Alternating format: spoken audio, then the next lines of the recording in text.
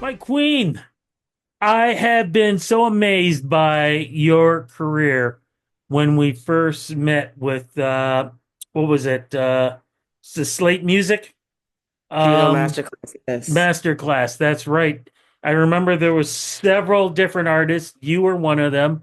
I remember I pulled you aside and I said to you something about first how impressed I was. I said CBC's got to jump all over you. In fact, I think I mentioned that CBC needs to give you your own show, kind of thing, to host or something like that. But look at all that you have accomplished when you think about it. Uh, do you pinch yourself in how much you've achieved in your career? And I don't want to say a short time, but I want to say a magnificent time. Wow. Well, thank you, first of all, so much, for, those affirming words and those kind words. I definitely do pinch myself. I feel like when I look back on a lot of the things that have been achieved and just like the experiences that I've had over the years, I feel like there was a lot of presence that was lacking in the sense of I was just so much in the momentum of doing that I wasn't really living it. Like I was obviously living it, but I wasn't experiencing it if that makes sense. And so um I think looking back at everything now and while I'm still continuing to be on this upward trajectory, I think that's something that I'm recognizing that needs to be implemented, as I go.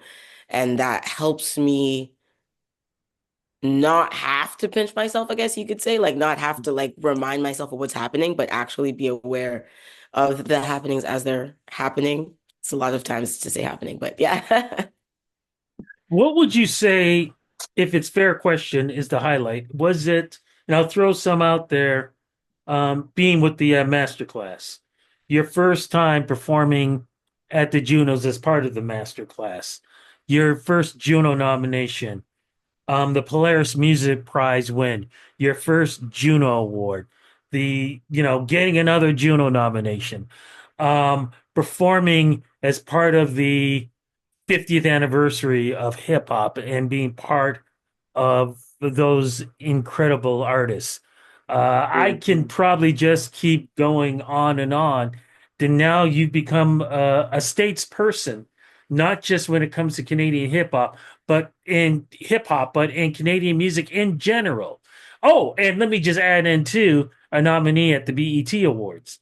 Yes. Again, I can keep going on and on with this. What would you say is your highlight? And of course, getting the chance to release your music.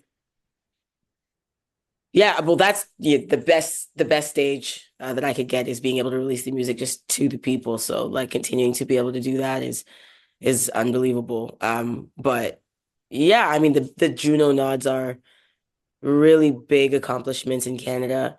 Uh, the BET nomination is really big recognition outside of Canada. Those two things are definitely, within the last 3 years, they definitely stand out to me in terms of uh, the affirmation that speaks to the work. So, but it's hard to narrow it down to one thing, with the Polaris Music Prize. I feel like that was a very big accolade for me that jump-started a lot of what I'm doing now. Um, And there was in between awards that I've won, like Prison Prize for the 13 music video, which was just a very different type of impact, and other notable mentions. And I don't know that I could kind of like level them or kind of compare them. They've all done different and extremely essential things for me within my career, like whether it's on the learning side, the recognition side, the output side, it's all been so valuable to me. But yeah, I'm just excited for more. I would love to, get repeat wins, but also expansion, and being acknowledged in different spaces and areas, territories, regions. And with all the accolades, I was lucky enough to capture this on the red carpet at the Juno Awards. And I do believe it was the night that you won the first time too. I could be wrong, No, it but was. it was. What was it like meeting Deborah Cox on the red carpet? Because I got that look on your face. That what was that like? I was starstruck. I mean, you see it on camera. That was just an incredible year for the Junos, that being the year that I won as well. But just yeah, starstruck. I'm looking back and I'm seeing a legend, somebody whose music I grew up on, and we're having a conversation about me being nominated, and she's giving me my flowers. That's just absolutely, like unfathomable. So for me, like that was I was literally just jaw-dropping experience. And your sister was on that red carpet with you. Amazingly, she would get her recognition because she got her Juno nomination. And then later on, the two of you get a Juno nomination together with Four Corners. Like, this is such a family thing. Where does that power, if I can call that positivity power through music come from with this family? Well, I would say it comes from the foundations of my family. Like my parents, my mom and my dad facilitated an environment that uh celebrated music and reinforced all aspects of it, from listening, being a passive listener, to replicating, playing on the piano, to learning and reading music, and all of these different like facets. Like that was in the house. And I have three older sisters who all play the piano, a younger brother who, he produces some of my music. He also plays saxophone. So you can see that we all like found our own feet in the water of music in different ways. Um, and I just like to say, like, an apple doesn't fall too far from the tree kind of analogy. That's what I feel. I feel the environment created a facility for the energy that I carry to just bloom, if that makes sense. It makes sense because the reason why we're talking about all these things, once again, another Juno nomination. Congratulations. Thank Let's you. talk about that. What's the nomination for and for what project? It is for Rap Single of the Year, and it's for my song Double the Fun, which is not yet currently on the project. It's just a single. What's the single about? Like the inspiration behind it. Yeah, Double the Fun. Number one, like for me internally, it was like a comeback song, in the sense that in November of 2023, so the ending of that year, me and a member of my management stopped working. She just kind of walked away from the practice, and at that time, it was just pretty jarring to me in the business, and it required me to take a back seat and pretty much restructure everything. And I feel like, I was gratefully, thankfully, to whomever, able to go through the motions of that without taking any major steps back. I was patient enough to just not make any big decisions that weren't thought through or unclear. Um, and within 6 months to a year, which is, it's quite a long time for an artist that is independent, not supported by a label, not backed by anybody, to just not have the support that's helping to facilitate the business moving and flowing. And so I was not able to focus on putting out music, basically. And so Double the Fun, putting that out in the summer of 2024, that gap, I was lucky enough to like have it filled with a couple things. I had the collaboration with Connor Price that I did like right before this big business change. And so that was really cool. I was able to perform that. And there was previous music from the Crying Crystals album as well that came out the summer of 2023. But it was just massively different, going into 2024 and having to just move with a different type of patience. And I mean, that experience is a large inspiration for some of the future music that I make, some of the music I'm making now that will be heard. Um, but that pivot, a long way of saying that pivot, when I put Double the Fun out, it was just number one, a resurgence for me of coming out of what was a pretty dark place. I felt like I was depressed for quite a period of time, and I just wasn't able to create. I wasn't able to create things that felt good. I didn't know what it is that I wanted to say. And I was too much in the experience to divulge the experience, to transcribe the experience, right? So when I put out Double the Fun, it was my research out of that, me breaking free of the doubts of can I do this again sort of thing. And then the actual definition of the song just being like the underdog experience of like when we get these wins, which we get these wins, we talked about it at the beginning of this episode. When we get them, we must celebrate them. And that was something I mentioned to you, just trying to be more present in the moment. Double the Fun is about acknowledging, what it is to sometimes be an underdog, what it is to overcome or push barriers and what it is to like celebrate that happened, not just like move on to the next, work hard, waking up at 6 a.m. It's like, no, we're also meditating. We're also taking vacation. We're also, you know what I mean? Doing all of these things that are self-care and that is so necessary for us, especially as in my field as creatives to keep creating and keep loving the process and keep connecting. Um, so yeah, Double the Fun just feels like a business growth, a personal growth. Like it's very much, yeah. And this next question, I want to make sure I say this. I ask this with respect.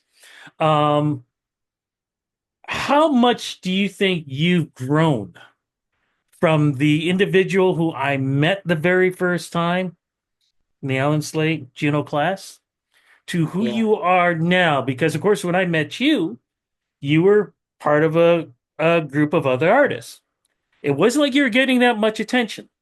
When I see you now, there's always a hand on your shoulder for somebody to spin you around, to take a picture or to say hello. You and I could be having a conversation, and suddenly somebody's hand just comes out of nowhere, or a body comes out of nowhere and is I'm a hugging whole body. you, you know, and you might not even know who this individual is, but somehow they've got you in a bear hug.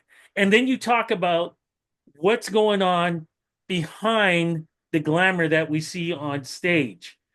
Mm, um, how do you think you've grown in dealing with all of those things, and even to the point in doing these kind of interviews where hopefully this interview is a good interview, but then you're yeah. dealing with the bad interviews, and I'm not saying everybody, but you've got influencers who may just want to do it just because they want to meet you and get that Yeah. picture, kind of thing. How do you deal with all that from the person who I met to the individual who I know now? Hmm. Well, I think being grateful, like truly, genuinely grateful, is a good foundation. Um, I think what's funny about it too is that there's probably an aspect of insecurity that works in my benefit here because I realize that there's insecurities there and it's more resoundingly clear that they're there. And I can see that expecting very little in certain ways can allow me to genuinely be humbled and stay humble. I don't know if that's the foundation, but I think it always feels like, wow. Like it never gets to a place of, oh, like that's just what people do when they meet me. And I think that there's a catch 22 to that as well, because with insecurity, there comes like other aspects that are more tough, more difficult when it comes to music. So it's like, how do I deal with that? Would be the more like accurate question to my experience with being acknowledged and uh people taking up my personal space, which definitely does happen. I feel like I have a higher threshold for it because I'm just so happy to get the opportunity to reach people with the music. Like I definitely made music for years with absolutely no expectation of like and not even expectation, like so much of a disbelief that it could be real that it was like obviously this is just a hobby, right? So I think for me I'm just so far there that like it's just very genuinely amazing when people recognize me. I'm still like little old me, you know? So hopefully I'll stay there. I think the other side of it would be like where the insecurity like takes hold. Like I think I'm pretty good with it, but I think it can affect like the creation process, especially like just input, and I think that's one journey, like one part of my journey that's really loud for me right now is when I started making music, when 13th Floor got acknowledged by Polaris Music Prize, I really didn't care about what tr the trends were. And I was so deep. entrenched in not caring that I didn't know what the trends were. Like there was not an awareness.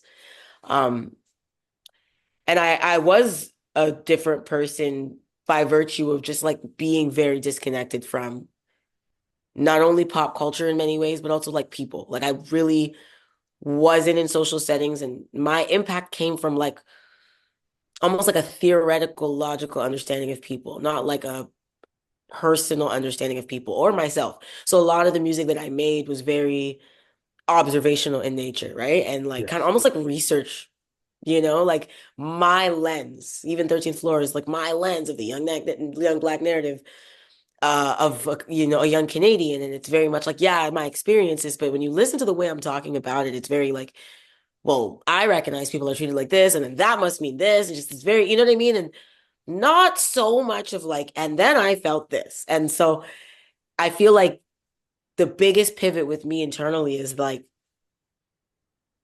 I think the music industry forced me, because it's such a people industry, it forced Yeah. me to turn on my head and like see how people view me. And then it forced me to have like perception of perception. And then I was forced to care about it. And then all of a sudden, now I'm in the studio and like I'm overthinking. And there's like, I can never go back to the version of me that never overthought in this way because I'm just in the industry now. I'm a full-time artist. I have staff. Like I have to understand how it works. And so the filter, like I didn't have a filter developed. And I feel like this is so deep and deeply entrenched in my own mind. But I feel like the filter that I had developed in my youth that allowed me to become Haviah in the first place was just not being social, if that makes sense. I just built my own incubus and I created a world. And then doing that forced me to go in the real world. And that's why I feel like every album that I've done has been closer and closer to an internal aspect of me, starting from 13th Floor, very external, to like Stock Exchange, which is like, okay, well, now we're inside. So like now I'm thinking about my emotions a little bit. And then going through this like relationship, coming out, doing all of this, and this next project that I'm working on now, being even more internal, if you can imagine that, but I'm sure you can. I think that all of that just speaks to the growth that I've had as an individual and musically, and like what is most different about me is like a lack of self-awareness did kind of allow me to start like with a hunger that I look back, I'm like, damn, who's that little girl, um and that fire is in there, but the awareness that I'm building now, and the impact that I think that I'm going to be able to have with my lived experience, but also with the music, like yeah, it's hard to say, right? Because I thought I knew everything when I started. When I started, I thought I knew everything when 13th Floor came out in 2019. I thought I was like so smart and so, and now I look back and I'm like, I don't know anything.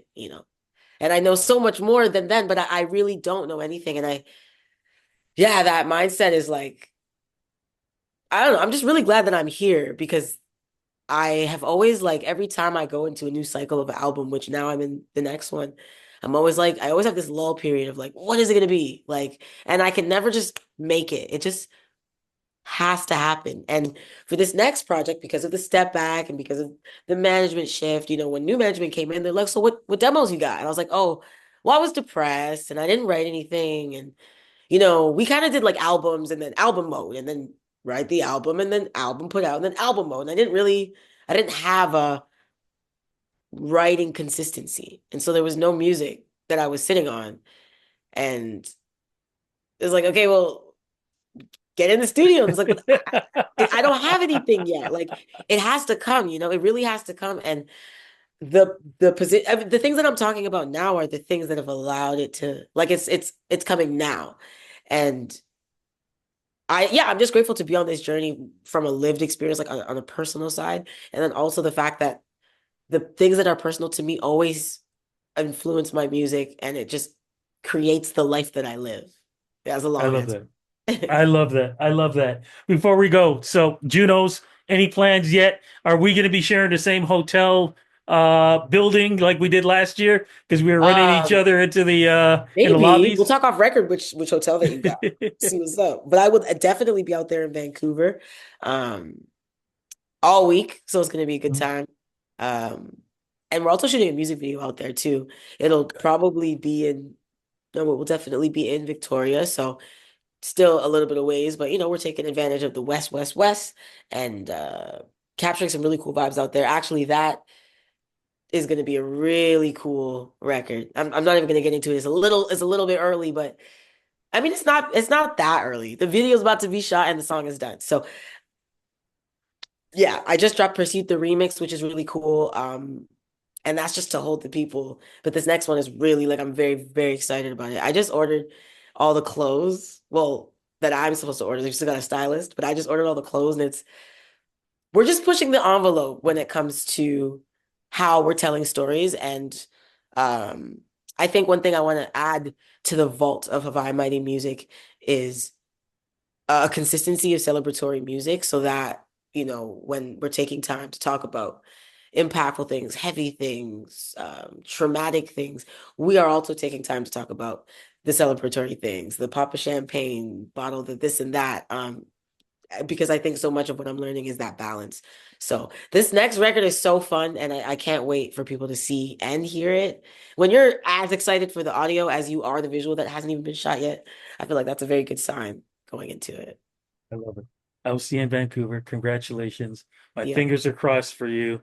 Thank And you. whichever way, you deserve so much of the success. Congratulations. Thank you. Appreciate it.